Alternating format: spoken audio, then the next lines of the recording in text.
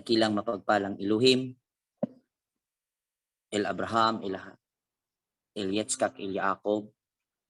Aba, salamat po ng marami at kami po ay nagkakatipon sa teknolohiyang ito, sa Zoom, at kami po aba ay mag-aaral sa iyong mga salita, sa katuruan na ipinangaral ni Messiah para magiging gabay namin sa aming paglalakbay, sa aming paglilingkod sa iyo, Aba. Nawa po, Aba, ikaw ay sumasa amin sa kalagitnaan ngayon at mangusap ka sa bawat isa nang maunawaan namin ng ang maliwanag at iisang pagkaunawa ng aming makikita sa aming pag-uusap, sa aming pagtatalakay sa iyong mga salita na aming pag-aaralan at pag-uusapan sa gabi ito. At Aba, bago sa lahat, alam mo, Aba, ang aming mga sarili, kaya kami po ay humingi sa iyo ng kapatawaran sa bawat pagkakamali naming nagawa, kung ito man sa pag-iisip, sa nasabi, at sa mga nagawa. Aba, patawarin mo po kami at handa po kami na sumunod sa kalooban mo. Kaya kung kinakailangan, Aba, paalalahanan mo po kami sa mga pagkakamali, mga pagkukulang na aming mga nagawa. Kaya Aba, inimbitahan namin ang iyong wisdom, ang iyong karunungan na ipapadala mo sa aming kalagitnaan ngayon, sa aming pag-uusap, upang aming maunawaan ng lubusan ang iyong mga salita at aming magamit sa araw-araw naming pagpapatuloy sa aming buhay. Kaya Aba, ang lahat ng ito, inihiling namin pasasalamat, pagsamba, papuri, at iaasa namin ang lahat tanging sa iyo lamang, sa nag-iisang dakila mong pangalan na ibinigay mo sa amin sa pamamagitan ng iyong anak, Messiah Yahweh Shai. Amen. Amen. Amen. Amen. Okay. Amen. Chapter 14 na tayo, no? Opo. Di lang ta mag-mic, ani lang. Klaro na ang kuan, mga igsoon, ang atong audio dira. Klaro po.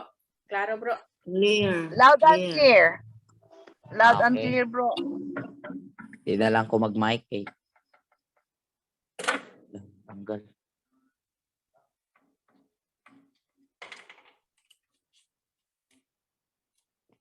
Nakay kuan dong, katong Tagalog.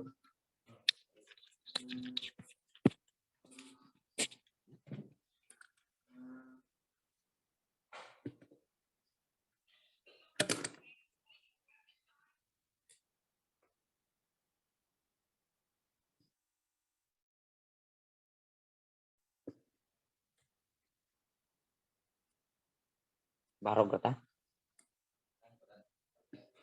Barog lang tayo, kaya rin di tadok kaon.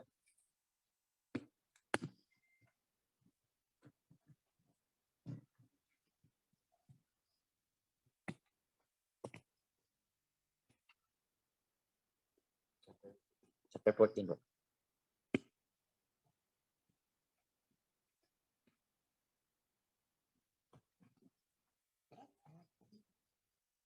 Wapo kita ba?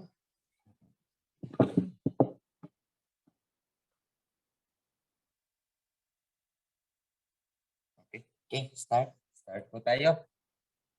Sa Matthew chapter 14. Sa verse 1.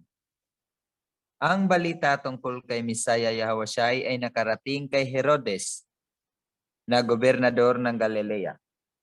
Kaya't nasabi niya sa kanyang mga lingkod, si Juan na tagapagbautismo iyon. Siya ay muling nabuhay kaya't nakagawa ng mga himala. Itong si Herodes ang nagpahuli kay Juan. Ipinagapos niya ito at ipinabilanggo dahil kay Herodias na asawa ng kapatid niyang si Felipe, sapagkat sinabi ni Juan kay Herodes, hindi matuwid na magsama kayo ng asawa ng iyong kapatid. Ibig ni Herodes na ipapatay si Juan, ngunit natatakot siya sa mga Hudyo sapagkat kinikilala nilang propeta si Juan na tagapagbautismo. Nang sumapit ang karawan ni Herodes, sumayaw ang anak na babae ni Herodias na harap ng mga panauhin. Labis na nasiyahan si Herodes, kaya't sumumpa siyang ibibigay sa dalaga ang anumang hingi nito. Sa udyok ng kanyang ina, sinabi ng dalaga sa hari, ibigay po ninyo sa akin ngayon din sa isang pinggan ang ulo ni Juan na tagapagbautismo. Nalungkot ang hari, ngunit dahil sa kanyang pangakong narinig ng mga panauhin, inutos niyang ibigay sa dalaga ang ulo ni Juan. Kaya't pinapugutan niya si Juan sa bilangguan. Inilagay ang ulo sa isang pinggan at ibinigay ito sa dalaga. Dinala naman ito ng dalaga sa kanyang ina. Dumating ang mga alagad ni Juan. Kinuha ang kanyang bangkay at inilibing. Pagkatapos, ibinalita nila kay Misaya Yahawasyai ang nangyari. Okay, kung titingnan po natin, ito po yung naging kwento na nung nabalita ang mga milagro na nagawa ng Misaya nakarating kay Herodes, nasabi niya na ang taong ito ay ito si Juan na nabuhay sa katauhan ni Misaya. So itong si Herodes mayroong paniniwala, mayroong pananampalataya na may resurrection, may muling pagkabuhay. At ang kasunod na nangyari na isalaysay dito na naging kwento na or na nasulat na ang pagkamatay ni Juan dahil si Juan ay nabilanggo dahil palagi niyang gibadlong palagi niyang pinagsabihan itong si Herodes dahil ang kanyang inaasawa ay ang asawa ng kanyang kapatid na si Herodias na kapatid niyang si Felipe, gobernador din ito. At sinaway ni Juan at yun ang naging dahilan kaya na pinakulong, nagalit si at gusto niya sanang patayin si Juan, ngunit hindi niya magawa at natakot siya baka magalit sa kanya ang mga Hudyo dahil si Juan ay isang banal na tao, kinikilalang propeta sa lugar ng Israel noon dahil sa ating napag-alaman, si Juan ay isang Nasaryo. At ang isang Nasaryo ay banal. At ang kabanalan po nun ay ang katumbas sa isang Kohen Gadol, high priest. Dahil siya po ay Nasaryo mula sa pagkabata, hindi po siya umiinom ng kahit anong uri ng may ubas. May bubas, may yayin, may bino. At hindi ang naging pagkain din niya ay lang, yung apan-apan, yung grasshopper. At saka honey, pulot. So, yun ang pagkatao ni Juan at kinikilala siyang banal sa lugar kaya hindi siya pinatay or pinapatay ni Herodes kahit pa siya nagalit sa kanya. Ngunit sa isang pagkakataon na naging birthday ni Herodes at nagpresent ng sayaw itong anak ni Herodias at natuwa itong si Herodes at kasi ang panahon noon pag ang hari natuwa, naging kaugalian nila ang magsabi na tunay na ako'y nalugod sa iyo at humiling ka kahit ano at isusumpa kong ibibigay ko sa iyo. Kaya sa time na yon, pinagsamantala ni Herodias, nanay ng dalagitang sumayaw, at ang hiningi niya ay ang ulo ni Juan. Kaya kahit ayaw gawin ni Herodes dahil nga ito'y kinikilalang banal sa lugar na yon, ay ginawa niya dahil iba po ang kaugalian noon dahil mayroon po silang word of honor. Ano yung binibitiwan ay paninindigan. So, ibinigay nga yung ulo ni Juan at napatay si Juan at nabalita at nailibing din si Juan. At kasunod po nun ating pagpatuloy, Brother Rex, verse 33. Sa verse 13. 13 pala. Nang marinig ni Misaya Yahushai ang pagkamatay ni Juan, sumakay siya sa isang bangka at pumunta sa isang lugar na walang tao. Ngunit nang mabalitaan naman iyon ng mga tao, sila'y naglakad papalabas sa kanilang bayan at sinundan si Misaya. Pagdating ng Misaya sa dalampasigan, nakita niya ang napakaraming tao roon. Nahabag siya sa kanila kaya't pinagaling niya ang mga may sakit na dala nila. Nang dapit hapon ay lumapit sa kanya ang mga alagad. Sinabi nila, "Malapit na pong lumubog ang araw at ilang ang lugar na ito. Papuntahin na po ninyo ang mga kalapit na nayon ang mga tao upang makabili ng kanilang makakain. Hindi na sila kailangang umalis. Kayo ang magpakain sa kanila," sabi ni Misaya Yahushai. Sumagot sila, "Wala po tayong pagkain, kundi 5 tinapay lamang at 2 isda. Dalhin ninyo rito," sabi niya. Pinaupo niya sa damuhan ang mga tao. Kinuha ang 5 tinapay at 2 isda. Tumingala sila sa langit at nagpasalamat sa Elohim. Pinaghati-hati nila ang mga tinapay at inutos sa mga alagad na ipamahagi iyon sa mga tao. Nakakain at nabusog ang lahat. Nang ipunin ng mga alagad ang natirang pagkain, nakapuno pa sila ng 12 kain ng tinapay. May 5,000 lalaki ang nakakain, bukod pa sa mga babae at mga bata. Okay. Sa nangyari po nito, nung narinig ni Misaya yung naging balita tungkol sa nangyari kay Yochanan Hamatbil or John the Baptist, makikita din natin na naramdaman din ni Misaya yung takot bilang tao at alam niya na hindi pa yun ang time na siya ay mamatay. Kaya kung mapapansin natin, umiwas po siya at lumayo doon at pumunta sa wilderness. Ilang. Sa ilang. So, kung atin pong makikita, mga kapatid, yung hindi ibig sabihin na nandyan sa iyo ang Elohim, ay hindi ka naiiwas. Pairal yung wisdom, pairal yung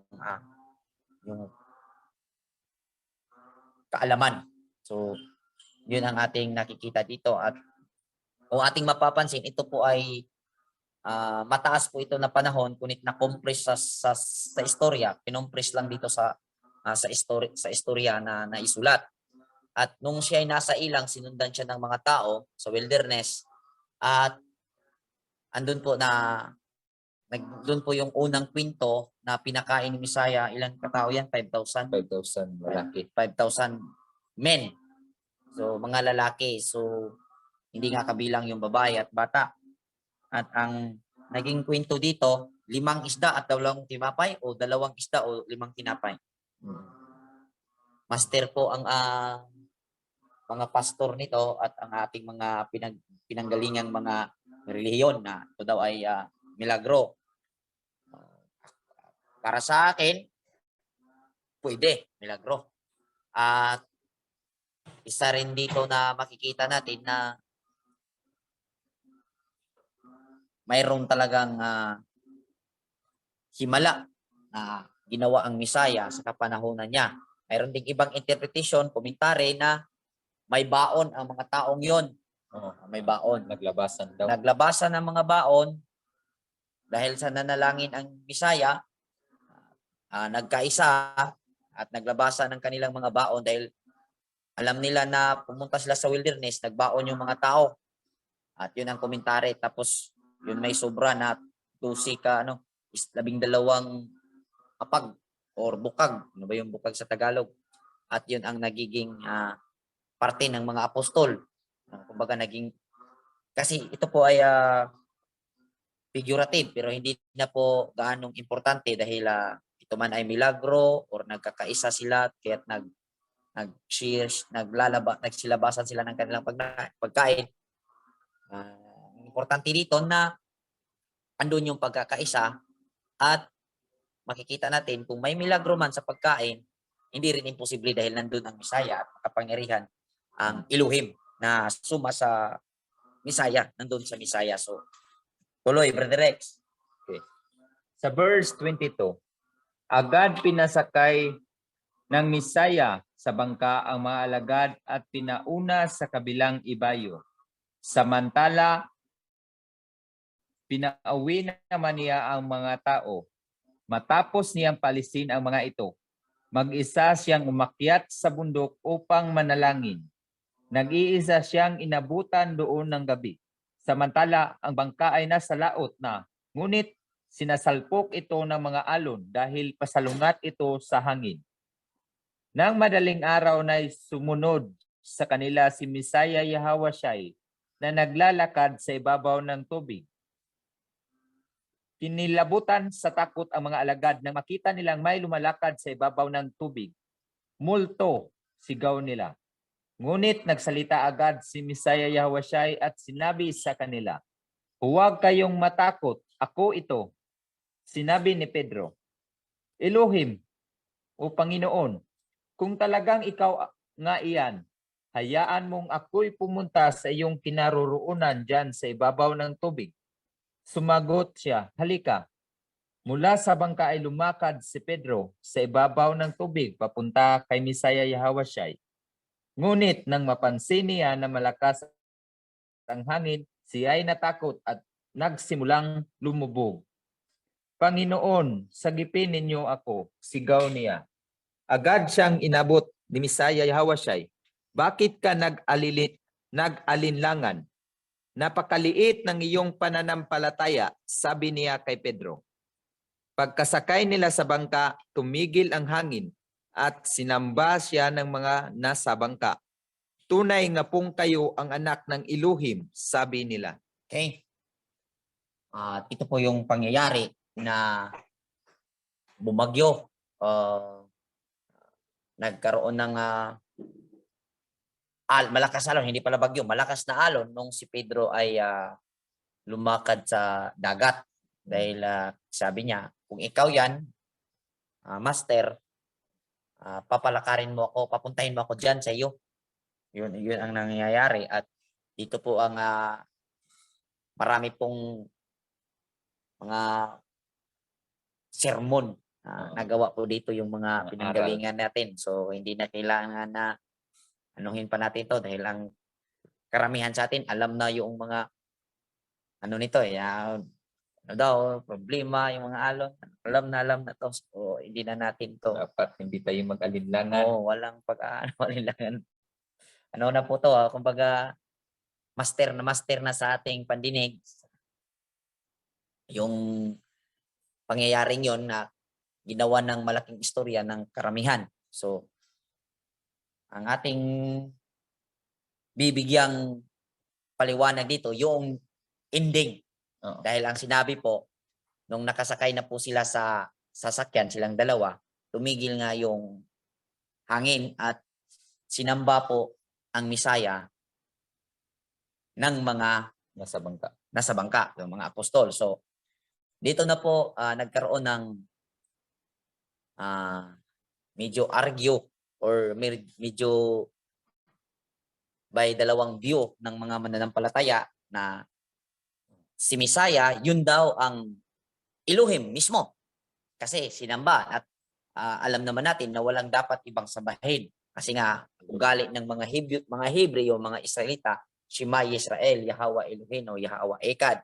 At blasphemy po ang pagsamba sa iba. So, dito po nagkakaroon ng dalawang pagkakakilala sa Misaya. Yung ibang pagkakilala, yung tinatawag na wanes na kung saan si Misaya, siya talaga ang Elohim. At pinagdugtong yung sinabi na ang nakakita sa akin, nakakita sa Ama. At ako at ang Ama ay iisa. Yun na po ang naging dahil dito din sinamba si Misaya. Ngunit po yung pagsamba, hindi po yung pagsamba bilang Elohim si Misaya, kundi yun po ay yung pagpaniniwala nila ba na ikaw na talaga ang anak ng Elohim. Hindi po yung sinamba nila na ikaw ang Elohim. Kumbaga yung words na pagsamba, yun ang nabigyan ng isang kahulugan lang. Kasi sa Hebro, ang isang words na marami pong maraming saklaw na ibig ipakang intindi. Dahil hindi po lahat ng yumuko ay sumasamba.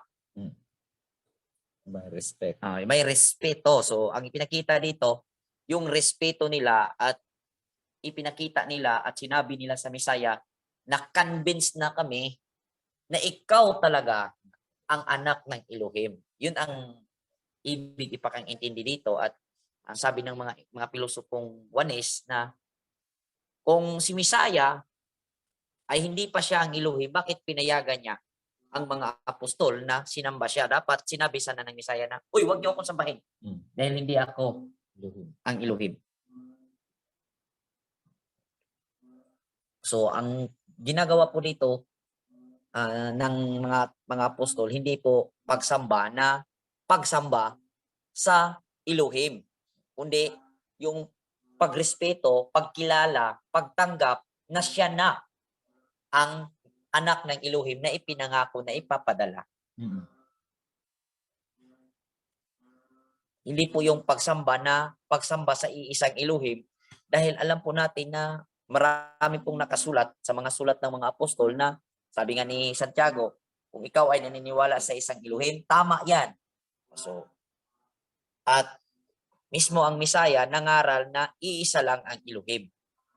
Yan ang pinakamahalaga at malapakalaking utos. Nung tinanong siya ng isang iskriba, ng isang tagapagturo, sumagot siya na Shema Israel, Yahweh Elohim o Yahweh Echad, at yan ang pinaka-una at pinakamahalagang utos. So, kung pagsamba ito, na pagsamba para sa Elohim ang ginagawa ng mga apostol, ay sinaway na ito ng Misaya. Ngunit hindi po ito ang pagsamba na samba nga kagaya ng pagsamba natin sa nag-iisang Elohim. So, nabigyan lang po ito ng maling pakahulugan ng mga naniniwala na si Misaya at ang Elohim ay iisa lang.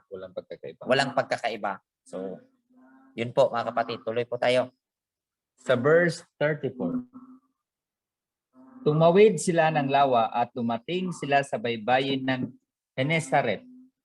Si Misaya ay nakilala ng mga taga roon at agad nilang ipinamalita ang kanyang pagdating. Kaya't dinala ng mga tao ang lahat ng may sakit sa buong lupaing iyon. Hiniling nila kay Misaya Yahawasyai na mahawakan man lamang ng mga may sakit ang laylayan ng kanyang damit, at ang lahat ng gumagawa nito ay nagsigaling. Yun po ang nangyayari.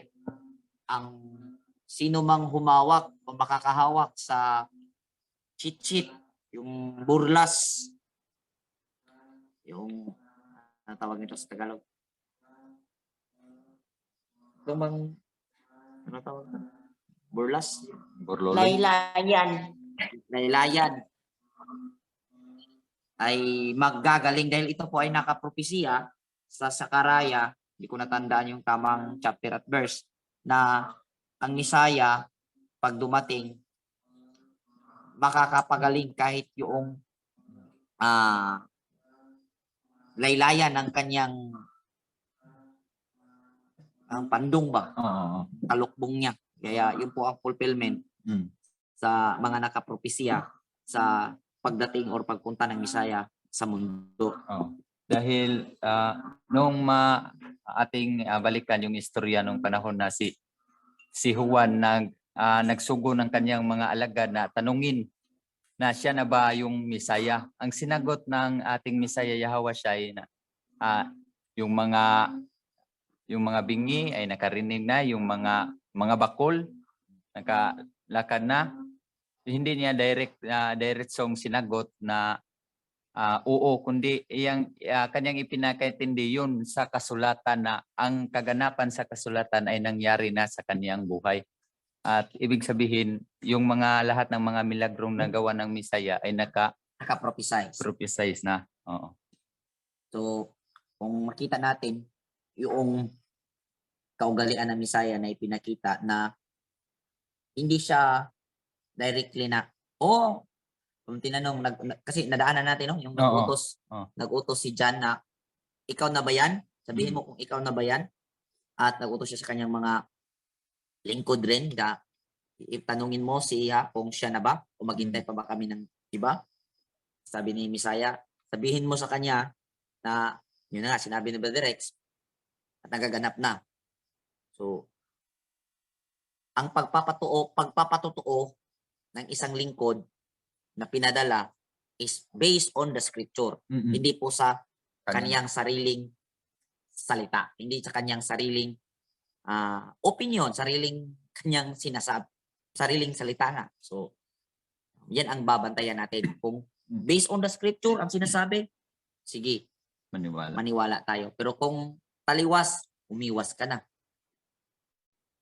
Pag dito, wala sa scripture. Pag umaamin at nangangangkin, wala sa scripture na wala namang nakasulat na tataglayin ng isang tao. Ang katangian ni Elias, katangian ni Moses, katangian ni John the Baptist, wala namang nakasulat. So, umiwas ka na. Yan po ang sabihin natin, yan po ang katotohanan na dapat mapagmatsyag, be vigilance at yung mga nag-angkin na sabi nandito yung Misaya, nagsabi na siya nga yung Misaya, marami po sa ating kapanahunan. So, at ang nakasulat sa nakaraang napag-aralan natin mga chapter dito sa Mateo, ang sabi, kung may magsabi nandito ang Misaya, si Misaya mismo nagsabi, huwag kang maniwala. Kung sabing nandoon, huwag kang pumunta. So, higpit po ang babala. Be vigilance. Gang. Tuloy po. Okay. Tapos na tayo sa verse 14. Verse 15 tayo. Verse 15 tayo kasi may absent tayo ng isang Saturday. Okay. Sa chapter 15, sa verse 1, pagkatapos lumapit kay Misaya ang ilang pariseo at mga tagapagturo ng kautusan na galing sa Jerusalem. At siya'y tinanong nila, bakit nilalabag ng mga alagad mo ang mga katuruang minana natin sa ating mga ninuno? Kumakain sila nang hindi muna naghuhugas ng kamay ayon sa paraang ipinag-uutos. Sinagot sila ni Misaya, bakit naman ninyo nilalabag ang utos ng Elohim dahil sa inyong mga tradisyon? Sinabi ng Elohim, igalang mo ang iyong ama at ina, at ang sinumang lumait sa kanyang ama o ina ay dapat patayin. Ngunit itinuturo ninyo na kapag sinabi ng isang tao sa kanyang ama o ina, ang anumang maitutulong ko sa inyo ay naihandog ko na sa Elohim. Hindi na niya kailangan tulungan ang kanyang ama. Pinawawalang kabuluhan ninyo ang salita ng Elohim. Masunod lamang ninyo ang inyong minanang mga katuruan. Mga mapagkunwari, tama nga ang sinabi ni Propeta Isaias tungkol sa inyo. Ang paggalang sa akin ng bayang ito ay pakunwari lamang, sapagkat sa bibig at hindi sa puso ito bumubukal. Walang kabuluhan ang kanilang pagsamba, sapagkat itinuturo nilang galing sa Elohim ang kanilang mga utos.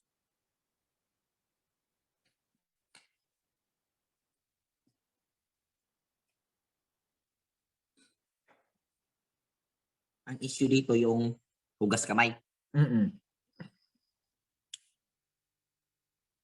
May pipila ka parasiyo o mga magtutudlo sa balaod gikan sa Jerusalem nga miadto kang Misaya. Nangutana sila kaniya, nganong naglapas man ang imong mga tinun-an sa pagtulun-an nga pasunod kanato sa atong mga katigulangan. Dili sila manghunaw sa hustong paagi sa dili pa sila mangaon. So, yung ibang version tumutukoy na hindi naghugas kamay yung mga apostol. Pero kung titingnan natin dito sa binabasa ko, Brother Rex, naghugas ng kamay po ito. Ngunit hindi nga lang sumunod sa kaparaanan na itinuturo na yun ang tamang paghugas at kung hindi ka maghugas ay nagkakasala ka. So, may proper hand washing procedure yung Pharisees and Sadducees and scribes na itinuturo sa kapanahunan nila. At kung ito po ay hindi masunod, titingnan ka po or tatanawin kang nagkasala. So, kasi yung ibang version ay naipakita dyan na hindi naghugas kamay, so hindi naman mabuti. Pero kung tingnan natin, naghugas to ng kamay, ngunit hindi nga lang sumunod sa kapamaraanan, yung ceremonial na paghuhugas ng kamay. So, ang aral dito ay kanilang ginawang part ng salvation ang ceremonial ng paghuhugas kamay. Kaya kung hindi masunod yung kung paano maghugas, ay ituturing kang nagkasala. At yun ang tinutulan ni Misaya dahil yun na po ay ang libadura or sabihin na nating man-made laws. Dahil sinabi po dito sa baba na sinagot niya yung Parase na bakit nyo naman sinuway yung kautusan ng Elohim at ipinairal ninyo ang inyong sariling mga interpretasyon. So, dahil nagturo pala ang mga Parasiyo at ang mga eskriba na kung example, ikaw ay isang anak at nakakapagbigay ka na doon sa simbahan, sabihin na natin simbahan, pwedeng hindi ka na tumulong sa iyong mga magulang dahil yung tulong mo para sana sa kanila ay naitulong mo na sa Elohim. At kung ating i-interpret, mas mabuting nandun sa Elohim, ganito yung explanation lang, posibleng explanation nila, mas mabuting doon nila itulong sa gawain ng Elohim dahil si Elohim ay ang magpro-provide ng pangangailangan ng kanyang magulang. At ang pangangailangan ng kanyang magulang, kung ang Elohim ang mag-provide, ay mas masagana pa ang matatanggap. So, at hindi po ito tsamba-tsambang idea dahil ito po ay naririnig ko sa mga dinaraanan kong pananampalataya. So, sabi na, magbigay ka sa Elohim, maging tapat ka sa pagbibigay. Dahil nga yung pagbibigay ay ang susi ng pagpapala. So, kung magbigay ka, instead, doon mo ibigay sa magulang mo dahil may utang yung magulang mo, dapat mong tulungan, dapat i-priority mo. Ngunit, sabihin ng mga ngaral na i-priority mo yung gawain. Kasi kung i-priority mo yung gawain, pagpapalain ka at kung ibigay mo man yan sana sa magulang mo, ngunit doon mo sa Elohim ibinigay, pag si Elohim ang nagbigay ng pagpapala, doble-doble. Siksik, liglig at umaapaw. So, ganun po ang nagiging posibleng explanation noon ng mga Pharisees at existing po this our generation sa ating kapanahon existing po at yan po ay naririnig ko sa mga pinagdadaanan kong mga katuruan. Kaya yun po ang sinugpo ng Misaya. Dahil sabi niya, tutunay nga na ang pinatutungkulan ni Propeta Isaias, nang sabi dito, kining mga tawhana, nagpasidungog kanako sa pulong lamang. Apan layo kanako ang ilang kasing-kasing. Walay kapuslanan ang ilang pagsimba kanako, kay ilang gitudlo ingon nga balaod sa Elohim ang mga sugo nga hinimo lamang og tao. Ito po yung punto na kung saan yung kanilang interpretation mula sa kanilang pinag-aralan na mga Torah or kasulatan ay kanilang ipinasunod, itinuro sa tao na parang mula sa Elohim, ngunit kanila naman yung sariling interpretation. Kung titingnan natin sa panahon ng Misaya, andun po yan, ang katangian yan, nandun po sa mga Parasiyo. Ngunit ngayon po, andun po ito, nandito po itong ganitong sistema sa mga sekta, reliyon, mga denomination na nandito talamak po sa atin. Dahil hindi na napapansin ng mga mananampalataya, hindi na napapansin ng mga kababayan nating mga masugid na ninanais maglingkod sa Elohim na hindi na mula sa Torah talaga, hindi na mula sa scripture ang kanilang sinusunod, kundi interpretation na ng kanilang leader ang kanilang sinusunod. Dahil iniisip nila na ang tanging makakaalam sa kalooban ng Ama ay ang kanilang leader lamang. Yun po ang naging problema at naging na main condition po ang karamihan sa mamamayan dito sa atin na kung ano yung sinasabi ng leader, yun ay ang kalooban ng Ama. At yun ang dapat ma-break, yun ang dapat mabasag.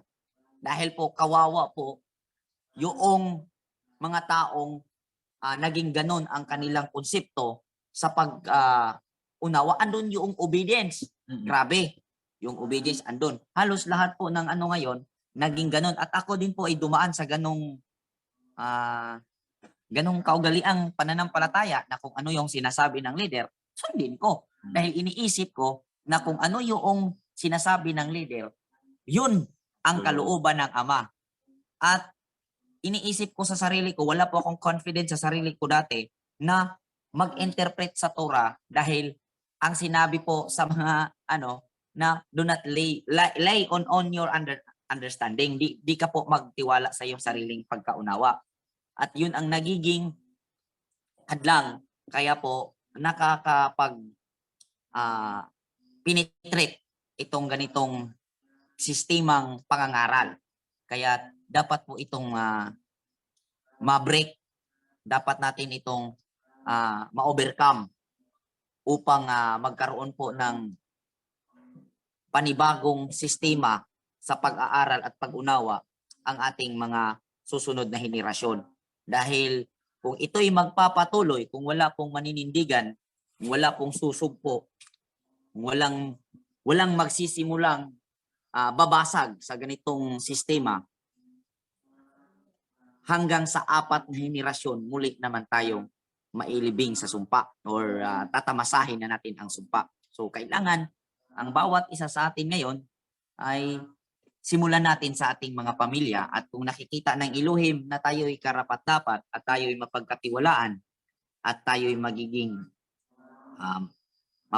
manindigan, ay gagamitin tayo ng Elohim upang maikalat or maihatid sa ibang mga mga tao ang tunay na kapamaraanan upang tayo'y makalaya sa sistema ng parasiyo na nag-exist ngayon.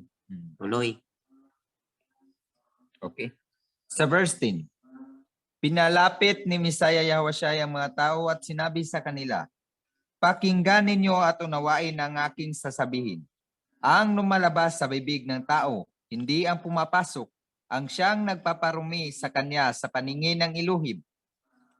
Pagkatapos lumapit naman ang mga alagad at sinabi sa kanya, hindi po ba ninyo alam na nasasaktan ang mga Parisiyo sa sinabi ninyo? Sumagot siya, ang bawat halamang hindi itinanim ng aking Ama na nasa langit ay bubunutin.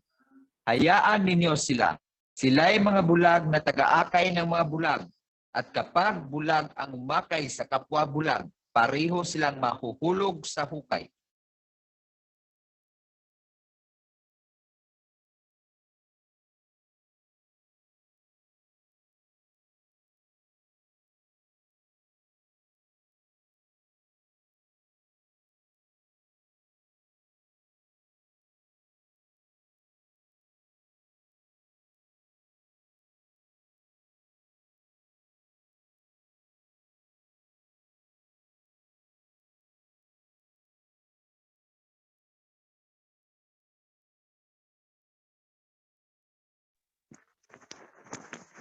Na ano yun?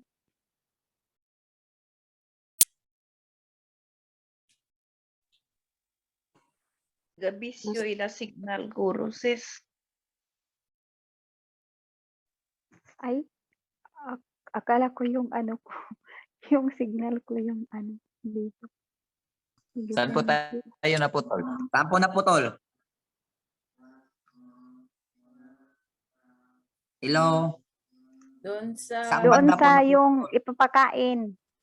Yung magpasok okay. sa ano. Okay. Sa Sa verse sa verse 15, sinabi sa kanya ni Pedro, ipaliwanag nga po ninyo sa amin ang talinghagang ito. At sinabi ni Misaya Yahawashai, pati ba kayo'y wala ring sa verse 16, at sinabi ni Misaya Yahawashai, pati ba kayo'y wala ring pangunawa? Hindi ba ninyo nalalaman na anumang pumapasok sa bibig ay tumutuloy sa tiyan at pagkatapos ay idinudumi? Ngunit ang lumalabas sa bibig ay nanggaling sa puso. Iyan ang nagpaparumi sa tao, sapagkat sa puso nanggaling ang masasamang kaisipan, pagpatay, pangangalunya, pakikiapid, pagnanakaw, pagiging saksi para sa kasinungalingan, at paninirang puri.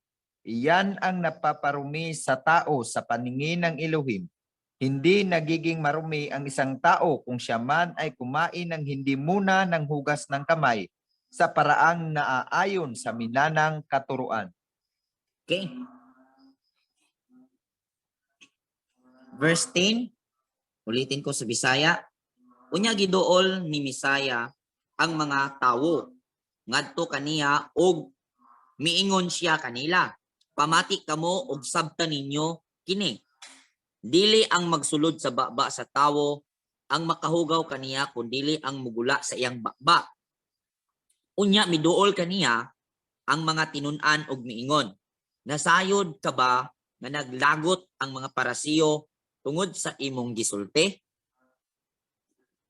Si Misaya mitubag, ang tanang tanom nga wala itanom sa akong amahan nga tuwa sa langit, pagaibton. Pasagdi lang sila kay sila mga giyas nga buta. Ug kun ang usa ka buta maoy mag-agak sa laing buta, silang duha mga hulog sa kanal. So, ang sinabi po dito, nung nagsalita po ng parables ng Misaya na ininsulto niya yung mga parasiyo na kayo nga ay gumagawa ng kautusan na ipinaano niyo na parang galing kay sa Elohim. Kaya nasasaktan, sabi may isang taong lumapit na nagsasabi, nasasaktan, di mo ba alam na sa sinabi mong yun ay nasasaktan, nagagalit ang mga parasiyo sa iyo. Sabi niya, ang lahat ng tanim na hindi itinanim ng Elohim, ng Ama na nasa langit, ay kanyang bubunutin. Ngayon, ang tanong, ano ang mga itinanim ni Elohim, ni Ama?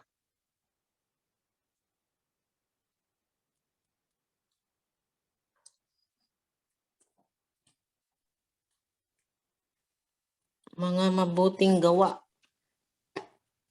Kanyang kautusan.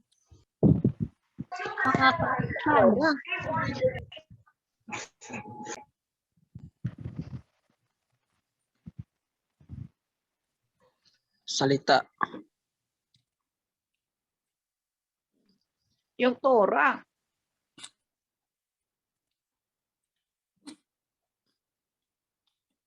Sa ano kung sa anong paraan niya bubunutin ang kanyang mga hindi niya itinatanim?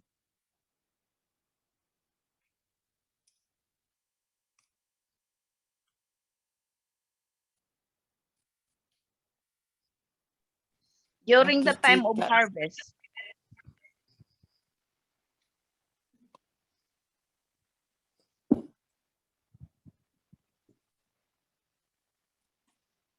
Ano yung itinanim, Bro Lyndon? Salita, no? Salita. Yes bro, yung seed sa parable of the sower. Ah.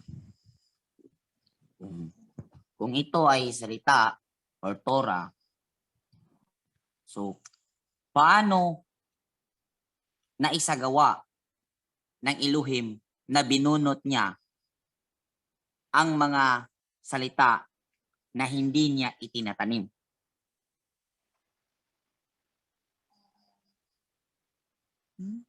Sa time ng anihan yun, bro. Makikita sa rin sa gawa. Pareho Ito. lang yun sa damo, sa Sa palay ba, pagbabago. bro? Ito.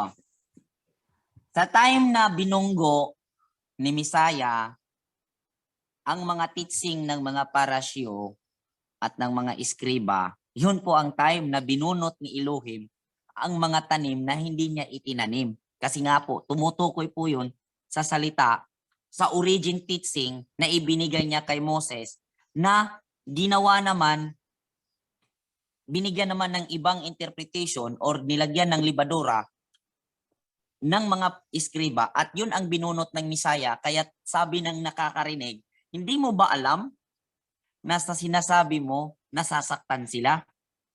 Dahil po sa time na yun, ang nasasaktan sila dahil binunot ni Misaya ang kanilang mga idinaragdag na mga katuruan na hindi naman nagmumula sa origin teaching na nanggagaling sa Torah na ibinigay ni Elohim kay Moses. Yun po, sa kaparaanan pong yun, nung ipinadala ang Misaya, sa time po na nangangaral ang Misaya, doon po niya binunot.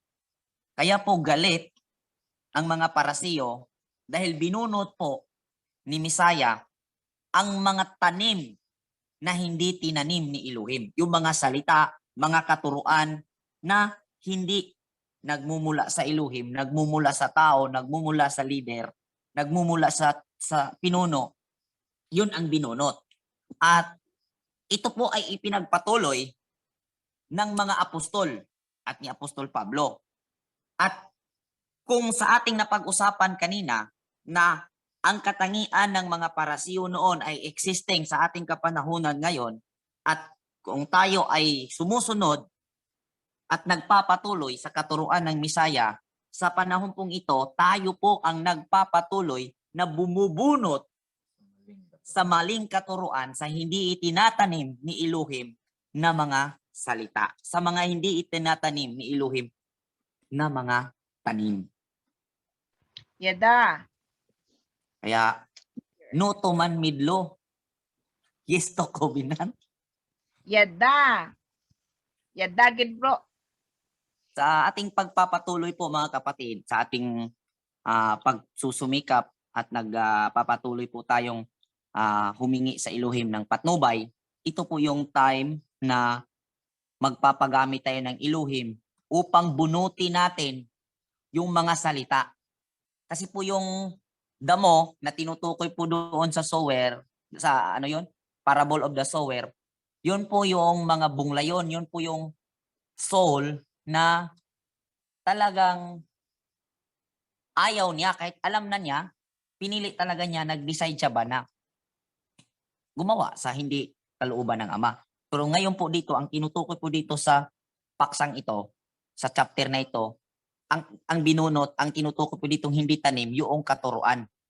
At ipinagpatuloy po ito ng mga apostol. At alam nating lahat, ang lahat ng nagpapatuloy, dahil ang nagpasimuno ay pinatay, at ang nagpapatuloy pinatay, malaki rin ang posibilidad na dadanasin natin ang dinanas ng mga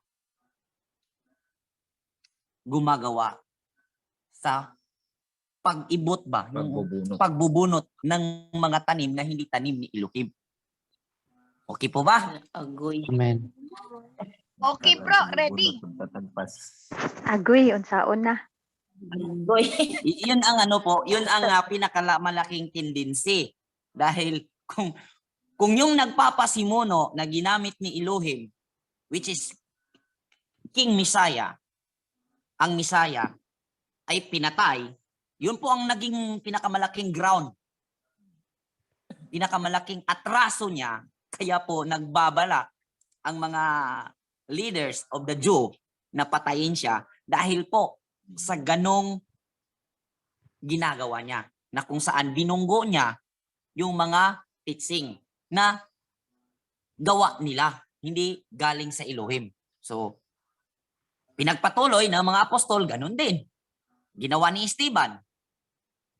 Kaya't pinatay si Esteban dahil nung nakabangga niya yung mga devoted na mga mananampalataya na members sa Jewish, ay natalo niya sa paliwanagan. Kaya naisip nila, di ka madagpuan ha. Ang galing mo palang magsalita. So, kasi wala po tayong magagawa laban sa katotohanan, kundi ang pumanig sa katotohanan. Yun po ang totoo. Dahil pag katotohanan ang binangga mo, wala ka talagang magagawa. Katotohanan yan eh. Masasaktan at masasaktan. Kaya nung nasasaktan, ang mga parasyo, nung nakaharap nila si Esteban sa Acts chapter 7, 8 or 7, nag-utos po sila ng tao na magsaksi na lumapastangan itong taong ito sa kautusan ni Moses at sa templo. At yun ang naging paratang kaya napatay si Esteban. At dahil sa natalo niya sa pagpalitan ng paliwanag, siyempre, sa ano yun, kagaya ng kay Misaya, na nag-aanuhan ba? Yung teaching na yan ay mali yan. Ganyan ba? Sa naiisip ko na itong tinatahak nating daan, dahil sa tingin ko po, ay masasagasaan ang lahat halos ng katuruan.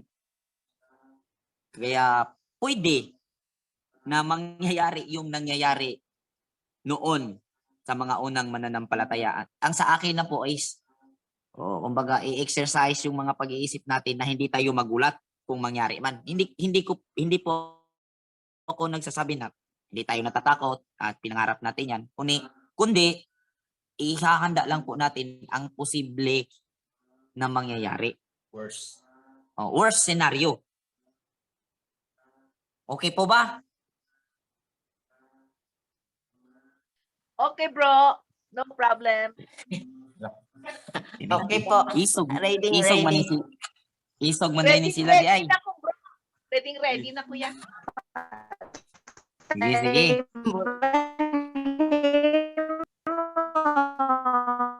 Uy, ano ron? Robotic sino yun? Si Sis Lolo. Sis Lolo. Okay. Sige, tuloy. Sa verse 21. Umalis doon si Misaya Yahawasyai at nagpunta sa lupaing malapit sa Tiro at Sidon. Isang Kananea na nakatira doon ang lumapit sa kanya na sumisigaw, Panginoon, anak ni David, maawa po kayo sa akin.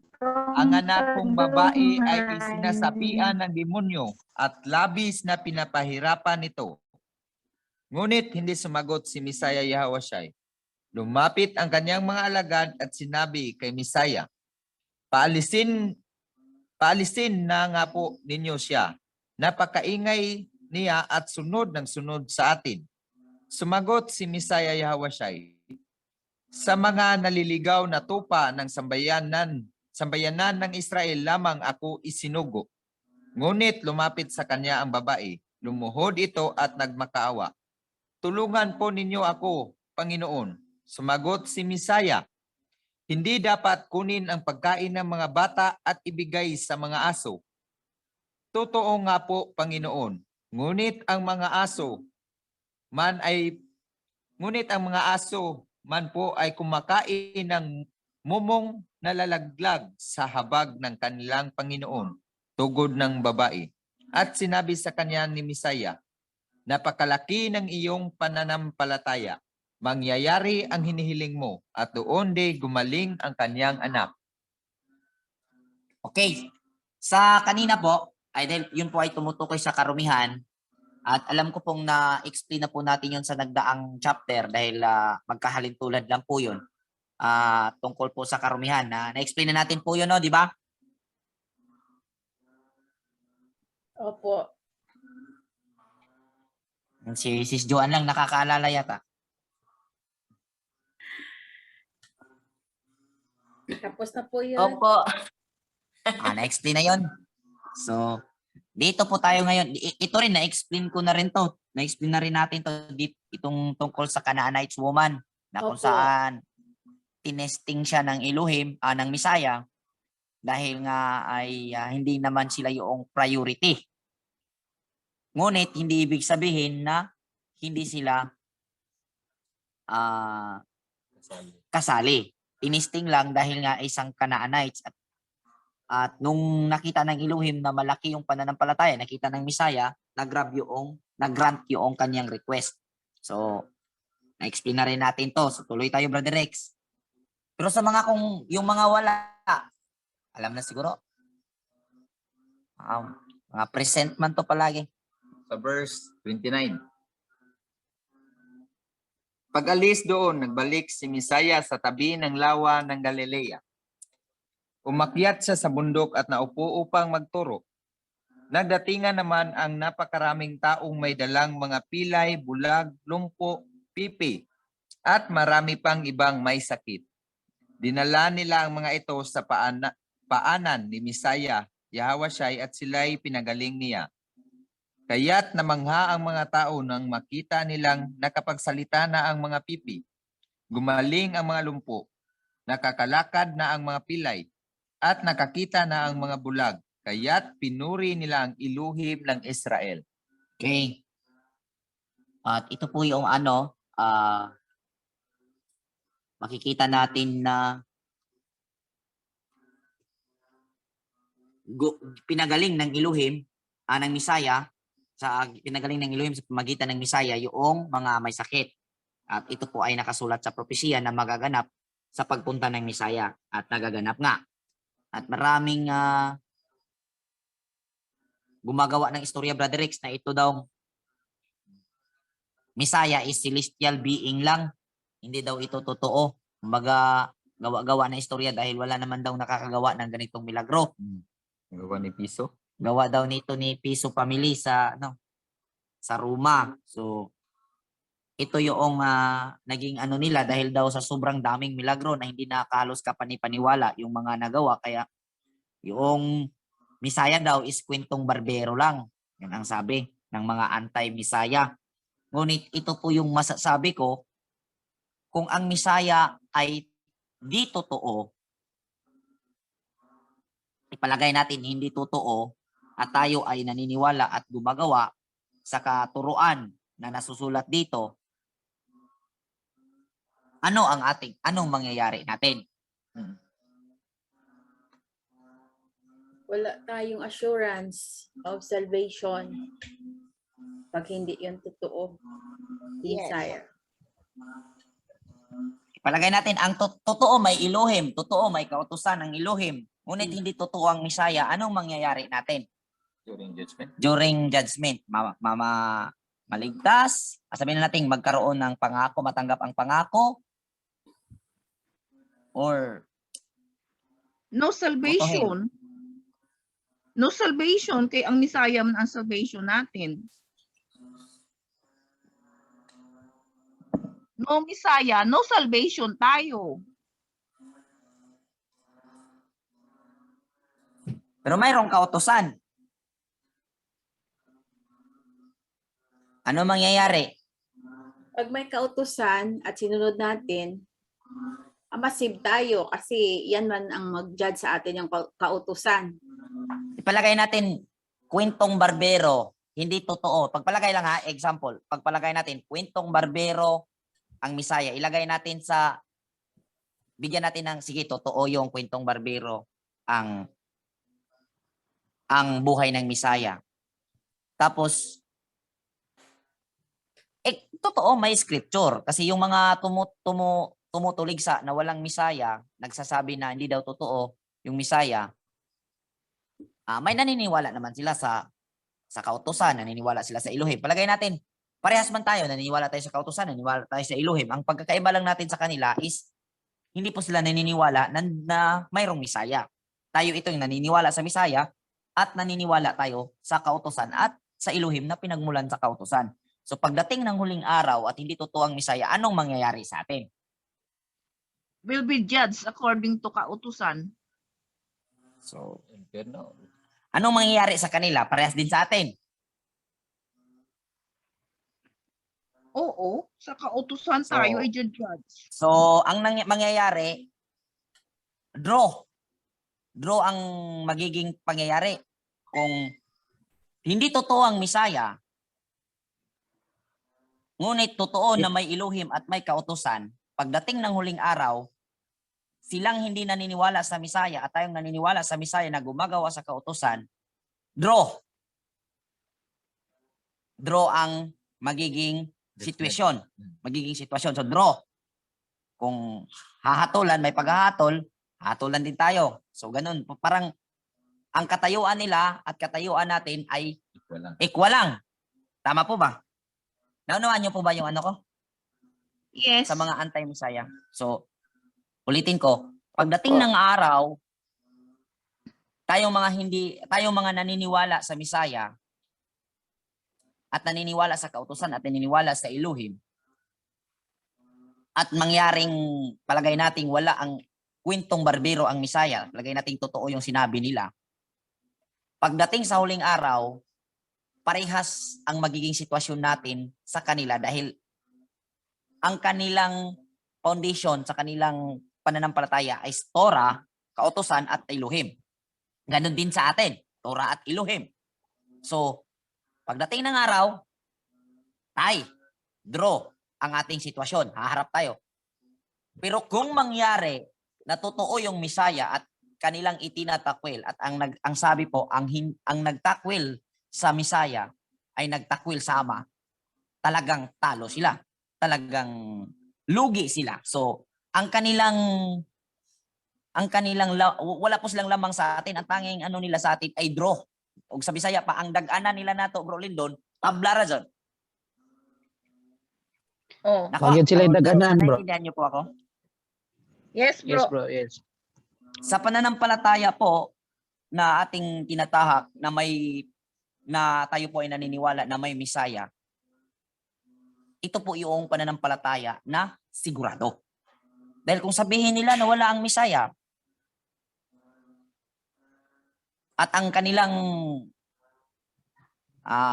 pinagkatiwalaan ay ang kautusan at ang Elohim, gano'n naman din tayo. Sabihin nila, di, Paul kasi kayo kasi naniniwala kayo sa Misaya, tanungin natin sila. Alin ba sa itinuturo na katuruan ng Misaya na labag sa Torah?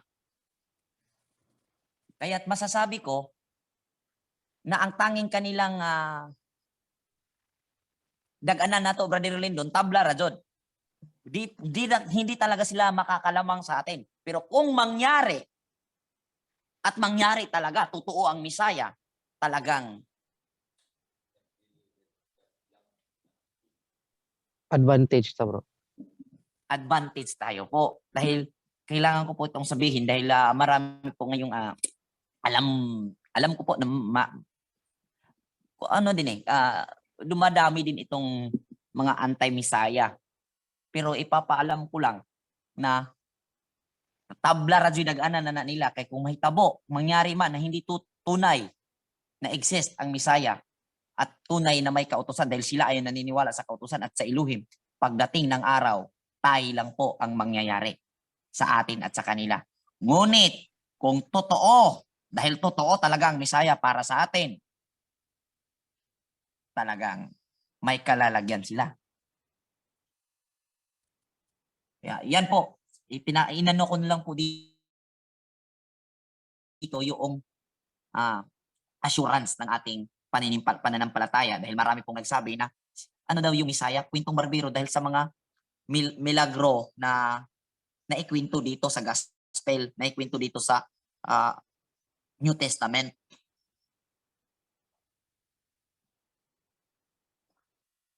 Tuloy, Bro Rex. Okay. Sa verse 32, tinawag ni Misaya Yahushai ang kanyang alagad at sinabi sa kanila, nahahabag ako sa mga taong ito. 3 araw na ngayong kasama natin sila at wala na silang pagkain. Ayokong paalisin sila ng gutom, baka sila mahilo sa daan.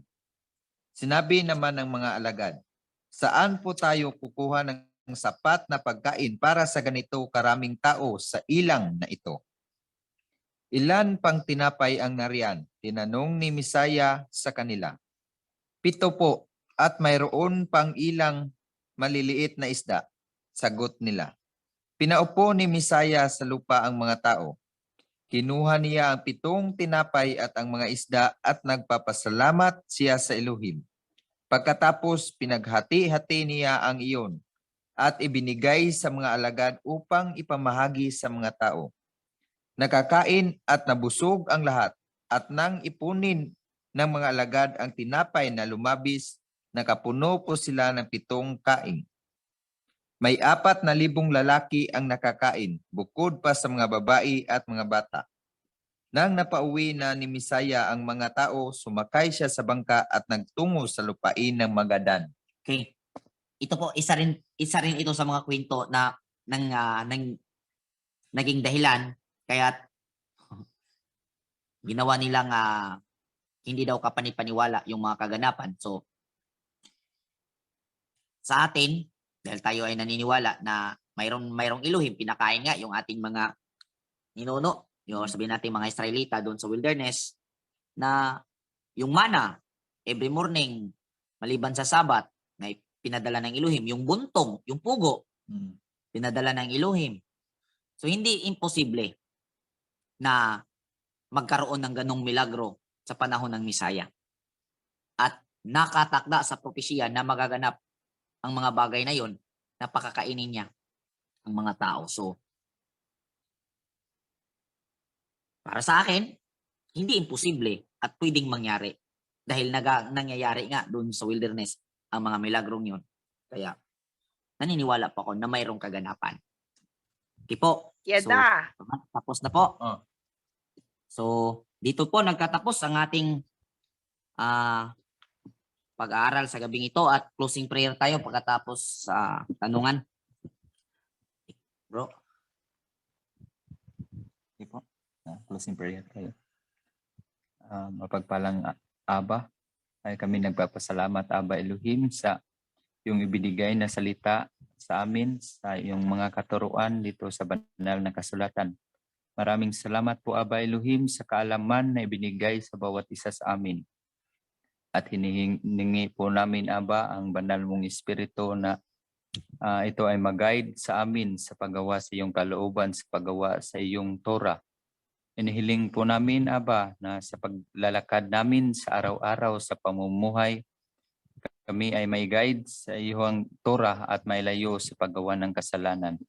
Aba, ang lahat ng pagpupuri, pagpasalamat, ibigay namin diyan lang sa banal mong pangalan, ang pangalan na ibinigay sa bugtong Misaya, Yahweh Shai. Amen. Amen. Yada. Okay. Yada.